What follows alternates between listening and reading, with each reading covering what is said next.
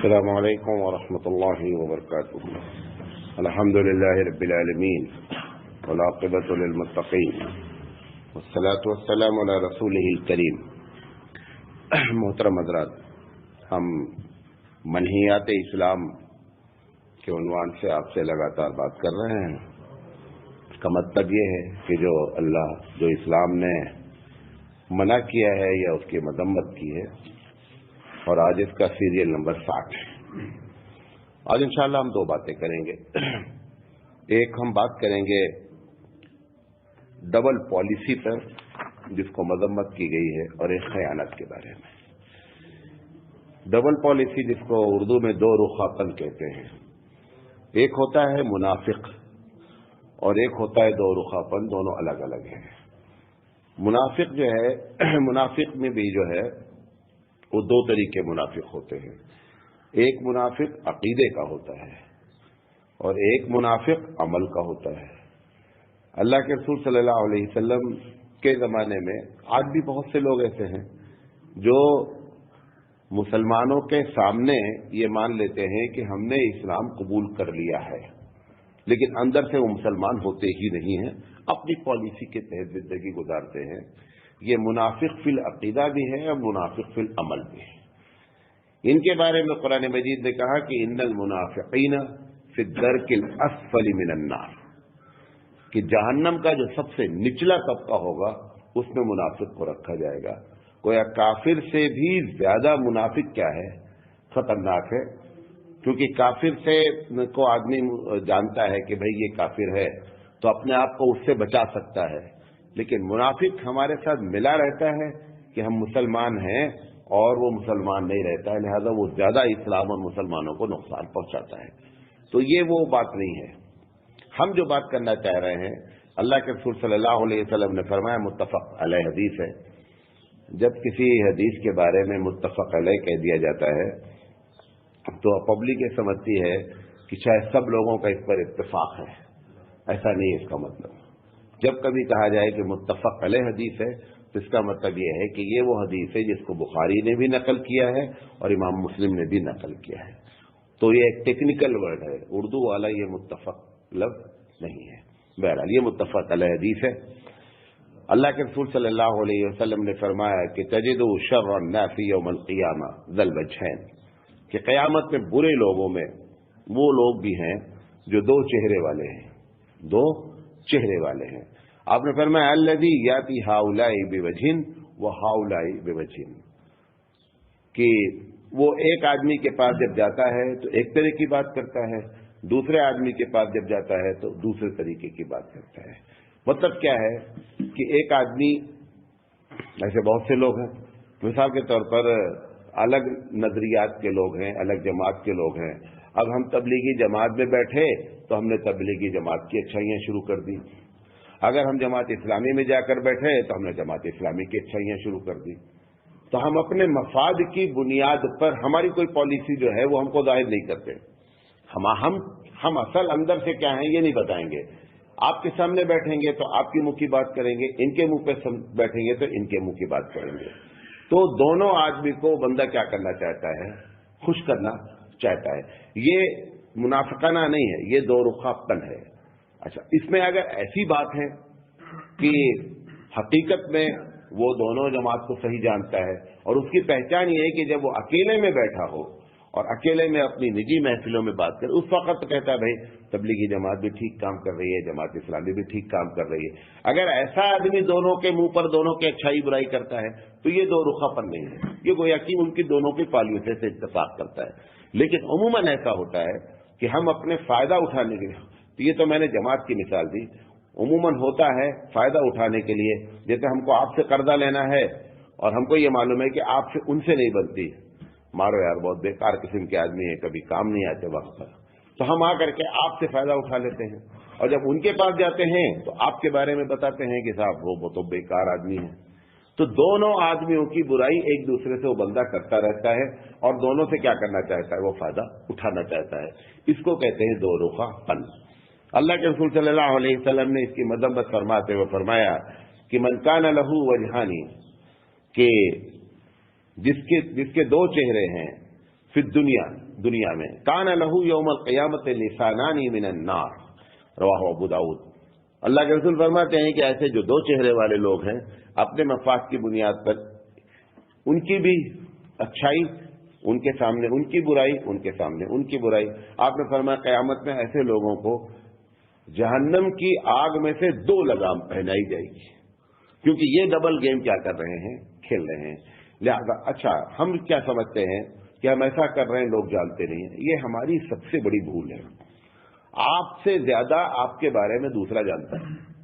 ہم اپنے طور پہ سمجھتے رہتے ہیں میں بہت اسمارٹ ہوں اور لوگ مجھے بارے میں نہیں سمجھتے، یہ بہت بڑی بھول ہوتی ہے۔ سب سامنے والا جو پبلک ہے وہ آپ کے بارے میں ایک رائے رکھتی ہی رکھتی ہے۔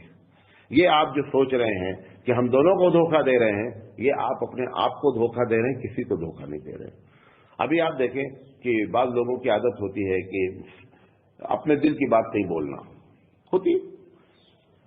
جب وہ بندہ نجی محفل میں ہوتا ہے تو بولتا ہے دیکھو یار وہ ٹھیک ہے، دیکھنے میں بہت اچھے مولانا صاحب ہے، لیکن دل میں ایک بات رہتی ہے، زبان پہ ایک بات رہتی ہے، سب آدمی جانتا رہتا ہے۔ اور اگر ایسا ہے کہ ایک آدمی آپ کے سامنے ہو یا ان کے سامنے ہو، ایک اس کے جو دل میں بول دیتا ہے تو بولتا ہے یار کچھ بھی ہو لیکن دل کا بہت صاف آدمی ہے۔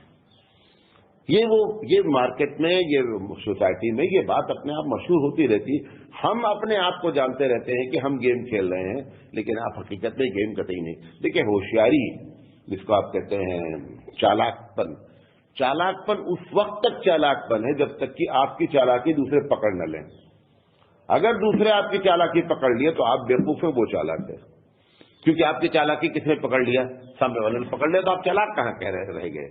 تو چالاک تو اس وقت ہے کہ جب سامنے والے کو ہم چالاکی اپنی ہماری پکڑ نہ پاوے تب ہم چالاک۔ اگر اس نے ہماری چالاکی پکڑ لیا، ہم بیوقوف وہ چالاک۔ لہٰذا یہ جو دو رخا پن ہے، اس کے سلسلے میں یہ بات کہنی تھی۔ اس کی جو مذمت کی گئی ہے اس کی وجہ یہ ہے کہ آپ کو معلوم ہے کہ یہ جو ہماری انفرادی عبادتیں ہوتی ہیں، ان عبادتوں کا بینیفٹ ہم حاصل کرتے ہیں۔ ہماری تہجد، ہماری نماز، ہماری تسبیحات سے بازو والے کو، سوسائٹی کو 1 پیسہ فائدہ نہیں ہوتا ہے، یہ ہمارا ذاتی فائدہ ہوتا ہے۔ اللہ تعالیٰ کو یہ بات زیادہ پسند ہے کہ ہمارے بندے کے لیے آپ کتنے کام کیے ہیں۔ آپ اپنی ذات کے لیے ٹھیک ہے، بہت اچھی بات ہے، لیکن آپ اس دنیا میں اس کے بندے جو ہیں جس سے وہ پیار کرتا ہے، اس کے لیے آپ کتنا پیار لٹا پا رہے ہیں، اس کے مسائل آپ کتنا حل کر پا رہے ہیں۔ تو یہ جو نقصان پہنچاتا ہے وہ کس کو پہنچاتا ہے؟ اللہ کے بندوں کو پہنچاتا ہے، اور جب اللہ کے بندوں کو نقصان پہنچاتا ہے تو اللہ تعالیٰ سب سے زیادہ ناراض ہوتا ہے۔ یہی وجہ ہے کہ بڑا معاف کرنے والا اللہ کی صفت کیا ہے؟ بہت معاف کرنے والا ہے، بندے کے حق نہیں معاف کرتا۔ ہم نے کسی کو ستایا ہے وہ نہیں معاف کرے گا، وہ بولے گا جس کو ستایا گیا ہے اسی سے معافی مانگی جائے، کیونکہ یہ بڑی معقول سی بات ہے نا، میں گالی ان سے دوں اور جا کر کے اسماعیل بھائی سے بولے اسماعیل بھائی مجھے معاف کر دیجیے، یہ کیا بات ہوئی بھی؟ جس کو گالی دی گئی جا کر اس کو سوری بولو، اس کو سوری نہ بول کر کے آپ دوسرے آدمی سے جا کر بول رہے ہیں کہ بہت سوری یار میں نے ان کو گالی دی ہے، تو سیدھی سی بات ہو گئی یار ہم سے کیا مولانا تعلق ہے؟ جس کو آپ نے گالی دی کیا کر، ہم نے 12 حق بندوں کا، تو آپ جا کر کے بندے سے بات کریں۔ اللہ کہتا ہے کہ ہمارا حق مارا گیا ہے، اگر ہمارے دربار میں کوئی خلوص کے ساتھ آ جائے گا ہم سب معاف کر دیں گے، لیکن ہم بندے کا حق نہیں معاف کرتے۔ یہی وجہ ہے کہ شہید کے لیے آتا ہے کہ سارے گناہ ڈیلیٹ کر دیے جاتے ہیں۔ حج کے بارے میں آتا ہے کہ اگر حج قبول ہو گیا تو حج سے واپسی پر بندہ ایسے ہے گویا کہ ماں کے پیٹ سے پیدا ہوا۔ لوگ سمجھتے چلو آخر میں جائیں گے اور وہاں سے ایک دم فریش ہو کر کے آ جائیں گے۔ بندوں کے حق نہیں معاف ہوتے، چاہے 50 حج کر لو، اس کا اس سے کوئی تعلق ہی نہیں ہے۔ وہ بغیر حج کیے وہ بندے کا حق معاف ہو جاتا ہے، شرعی بندے سے باقی مانگی جائے، اس کے لیے حج پہ جانے کی ضرورت نہیں ہے، اس کے لیے آپ کا حج یہی ہے، وہ بندہ خود کیا ہے وہی آپ کا حج ہے، آپ وہاں پر معافی مانگیں۔ تو یہ غلط فہمیاں ہم کو کی جاتی ہے، یہی وجہ ہے نا کہ یہ جو آپ کا خطہ ہے، ایشیا کا علاقہ، ہندوستان ہے، بنگلہ دیش ہے، پاکستان ہے، یہاں کے سارے لوگ بوڑھے ہو کر کے حج کرنے جاتے ہیں۔ ان کے دماغ میں یہ بات بیٹھی ہے کہ ساری شرارتیں کر کے جائیں گے اور وہاں سے جا کر کے ایک دم فریش ہو کر کے گناہوں سے پاک وقت ہو کر کے آ جائیں گے۔ ٹھیک ہے، اللہ کے جو حق ماریں گے اس سے پاک ہو جائیں گے. بندوں کے حق سے کوئی کبھی پاک ہوتا ہی نہیں ہے. بندوں کے حق کے لیے بندوں سے مانگنا ہے. تو یہ جو تکلیف پہنچائی جاتی کس کو پہنچائی جاتی ہے؟ بندوں کو ہوتی ہے. لہذا یہ بڑا گناہ ہے. اچھا، فطری طور پر بھی بات ہے کہ بار بار یہ بات میں آپ کو بتاتا رہتا ہوں کہ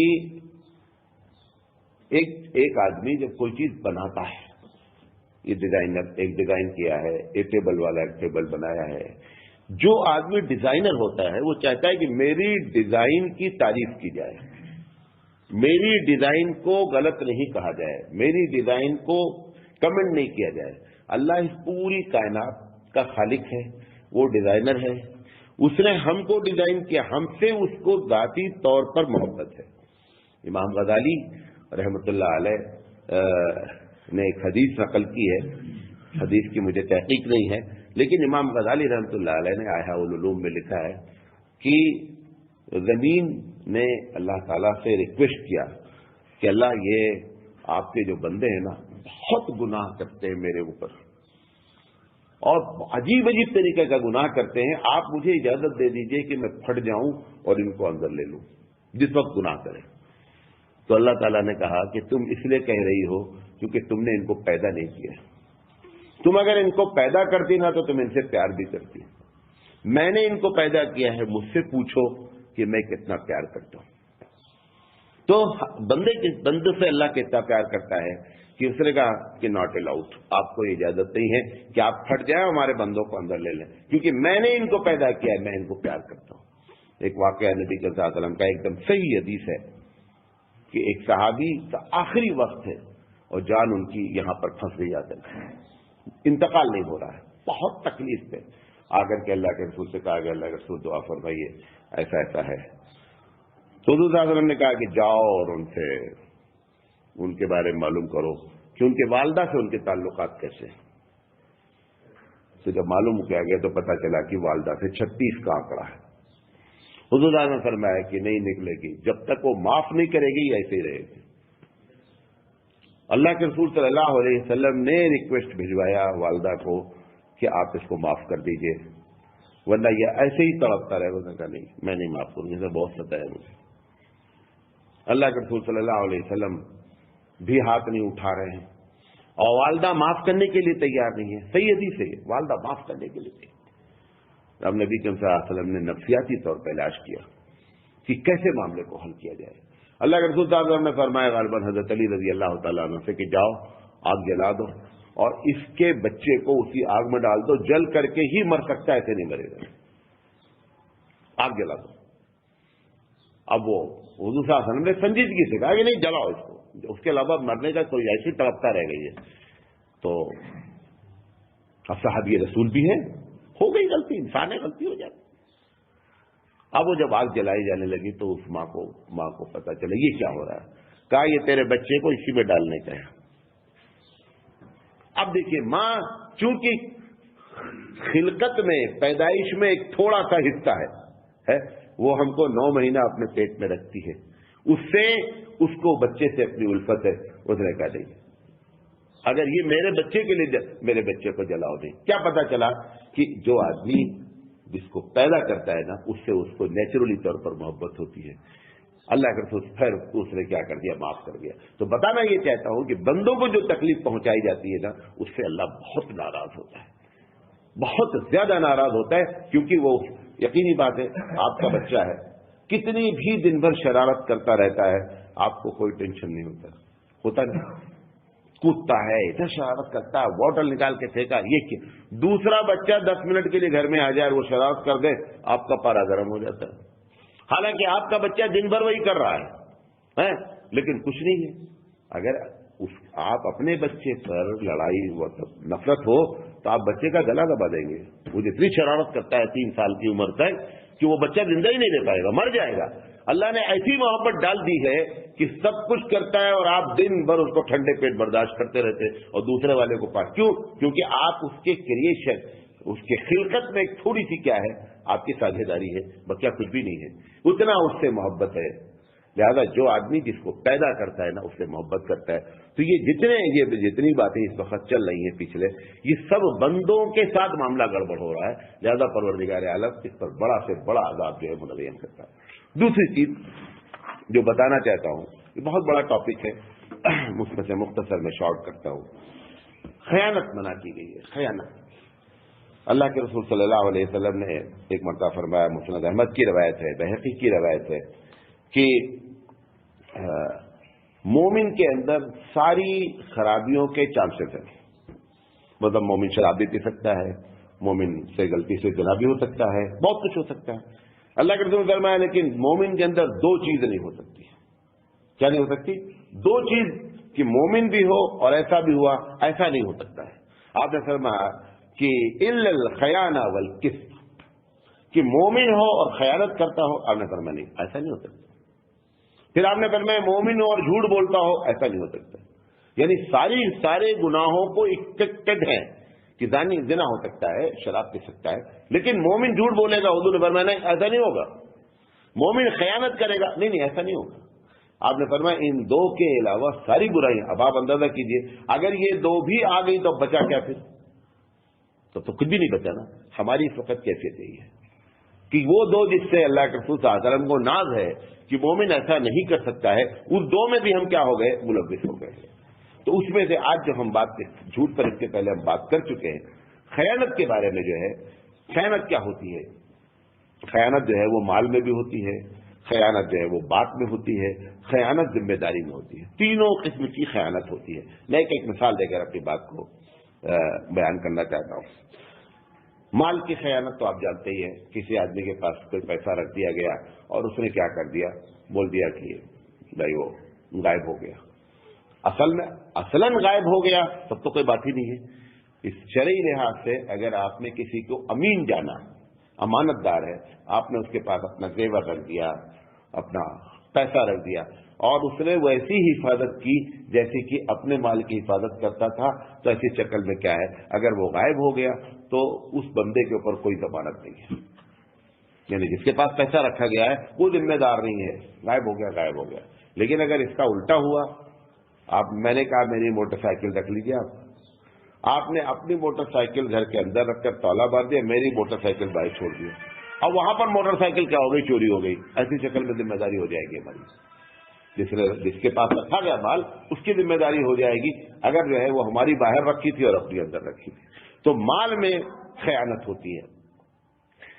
یہ لوگ آپ دیکھیں کہ دنیا میں بہت سے لوگ پارٹنرشپ کا دھندا کرتے ہیں، ہزاروں لوگ، کروڑوں لوگ ہیں.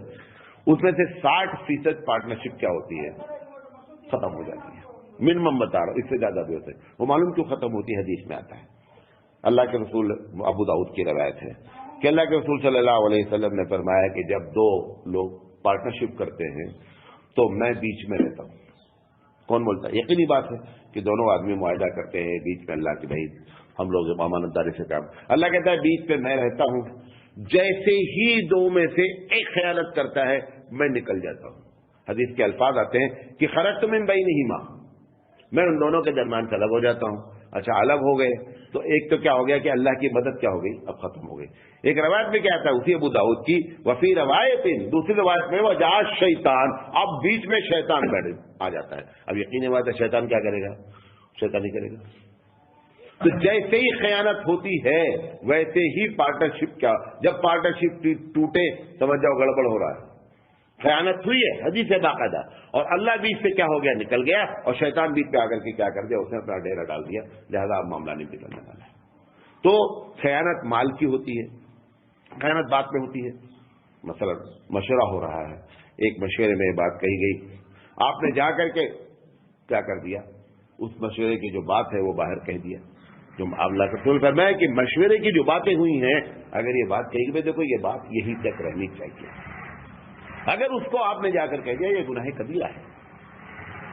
ہاں اگر یہ کہا گیا کہ دیکھو یہ مشورے میں طے ہوا ہے، آپ اس کو لوگوں کو بتا دیں، ٹھیک ہے، اچھی بات ہے. لیکن یہ کہ بات طے ہوئی ہے اور یہ بھی کہا گیا ساتھ میں کہ بابو یہ یہیں تک رہنی چاہیے، تو یہ امانت میں خیانت ہے بات میں. اس کا الٹا بھی ہے. مثال کے طور پر ایک آدمی ہمارے الیکشن لڑنا چاہ رہے تھے، ہم کو معلوم تھا کہ بیچارے کے پاس تھوڑا سا پیسہ ہے 10-20 لاکھ روپے، اور یہ اگر لڑے گا تو وہ بھی ختم ہو جائے گا، جیتے گا بھی نہیں۔ تو میں نے ان کو، وہ آئے میرے پاس مشورہ کرنے، ایک صاحب نے ان سے کہہ دیا کہ مولانا صاحب اگر آپ کو الیکشن لڑا ہے تو لڑیے گا۔ میرے پاس آئے، میں نے کہا کاہے برباد کر رہے ہو، رہے گا بچے بچے کو کام آئے گا۔ ایک دوسرے صاحب پاس گئے، انہوں نے کہا نہیں آپ سمجھتے نہیں بات، آپ وہ جان رہے ہیں کہ آپ جیت جائیں گے، لہذا آپ کو لڑانا نہیں چاہ رہے ہیں۔ اچھا، اس کی نیت یہ تھی کہ یہ جو کچھ شرارت بیچ بیچ پہ کرتے رہتے ہیں، جب پیسے سے خالی ہو جائیں گے تو اپنے آپ ان کی شرارت بند ہو جائے گی۔ اب دیکھیے، میں نے ان کو سمجھا دیا کہ بھیا الیکشن لڑنے کا وہ نہیں مانے، 20-25 لاکھ روپے انہوں نے برباد کر دیے، اور ضمانت بھی ضبط ہو گئی، یعنی ضمانت بھی ضبط ہو گئی، الیکشن میں جیتے نہیں۔ اللہ کے رسول فرمایا کہ جب ایک آدمی کوئی آپ سے مشورہ کرے، آپ جان بوجھ کر کبھی ایسا نہیں کریں کہ جو آپ کو معلوم ہے اس کو چھپا کر کے ایک دوسری بات مشورہ دے دیں۔ آپ نے فرمایا اگر ایسا آپ نے کیا تو آپ نے خیانت کی۔ ویسے کوئی آدمی آیا آپ سے کہہ رہا ہے میں اپنی بیٹی کی شادی کرنا چاہ رہا ہوں فلاں آدمی سے، وہ فلاں آدمی آپ کا دوست ہے، اب آپ سوچ رہے ہیں کہ یار یہ تو ہمارا دوست کا لڑکا ہے، معلوم ہے وہ کیسا ہے، اچھا ہے برا ہے، سب کچھ معلوم ہے آپ کو، لیکن آپ اپنے دوستی میں کیا کر رہے ہیں، اس آدمی کو اندھیر میں رکھ کر کے اس کو ڈبو رہے ہیں۔ یہ نہیں ہونا چاہیے، یہ بھی خیانت ہے۔ اللہ کے رسول فرمائے تو ایک یہ ہے کہ مشورہ ہو گیا اور اس کے بعد اس کو باہر کر دینا، یہ بھی خیانت ہے۔ دوسرا یہ ہے کہ مشورے میں آپ کو ایک بات سمجھ میں آ رہی ہے کہ یہ بات اگر ہم کریں گے تو اس وقت نقصان ہوگا، لیکن آپ اس کو نقصان پہنچانے کی غرض سے کیا کر دے رہے ہیں، غلط مشورہ اٹھا کر کے دے رہے ہیں، یہ بھی خیانت ہے۔ تو بات کی خیانت، ذمہ داری کی خیانت۔ ذمہ داری کی خیانت کیا ہے؟ جو بھی ذمہ داری آپ پر ڈالی گئی ہے، میں ریلوے سے آ رہا تھا ابھی حال کی بات، تو میری برتھ جو ہے وہ سائڈ کی تھی، سائڈ کی سیٹ اچھی نہیں تھی، تو ایک آفیسر کو انہوں نے، ایک آفیسر بھی ریلوے میں تھا، تو انہوں نے کیا کیا کہ اے سی کے 4 جو ہوتے ہیں بس اس میں سے ان کو دے دیا اور تینوں خالی رکھا۔ وہ آفیسر صاحب اس میں ہے، میں نے ان سے کہا کہ دیکھیں یہ برتھ ٹھیک نہیں ہے اور مجھے آپ لوور برتھ کوئی دے اگر خالی ہو۔ کہا ٹھیک ہے ٹھیک ہے ٹھیک ہے، کرتے کرتے بنگلور سے لے کر کے ہم جو ہے وہ چنئی سے چلے تھے، ہم وہاں پہ آ کر ہبلی تک آ گئے، ہبلی تک اسے دیا نہیں، اور میں نے دیکھ لیا کہ یہ بندہ 4 برتھ لیے بیٹھا ہے۔ میں جب ہبلی اسٹیشن کے قریب پہنچا تو میں گیا اس آفیسر کے پاس، ہم نے کہا آپ کیا ہیں ریلوے میں؟ بتایا انہوں نے میں اس رینک کا آدمی ہوں۔ ہم نے کہا آپ کو یہی سکھایا گیا ہے کہ میں آپ کا کسٹمر ہوں اور وہ اتفاق سے مسلمان۔ ہم نے کہا یہی آپ کو سکھلایا گیا ہے؟ اگر آپ کے اوپر گورنمنٹ نے اعتماد کیا ہے کہ آپ آفیسر ہیں، آپ ریلوے کا فائدہ کرانے کے لیے آفیسر بنے ہیں یا ریلوے کا نقصان کرانے کے لیے؟ ہم نے کہا جب سیٹ خالی تھی، برتھ خالی تھی، اور میں نے ٹی ٹی سے کہا اور آپ کے سامنے آ کر کے میں نے کہا، تو آپ نے اس سیٹ کو کیوں نہیں الاٹ کیا میرے لیے؟ ہم نے کہا یہ خیانت ہے۔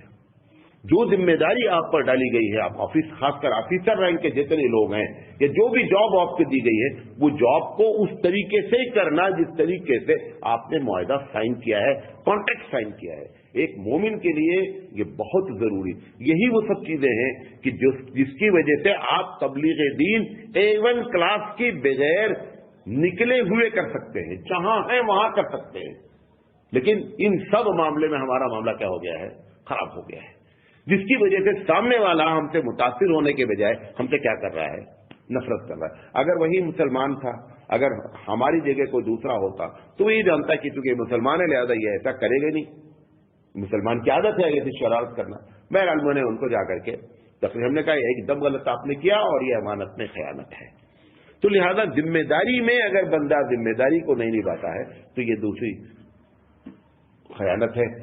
کوئی کانٹریکٹ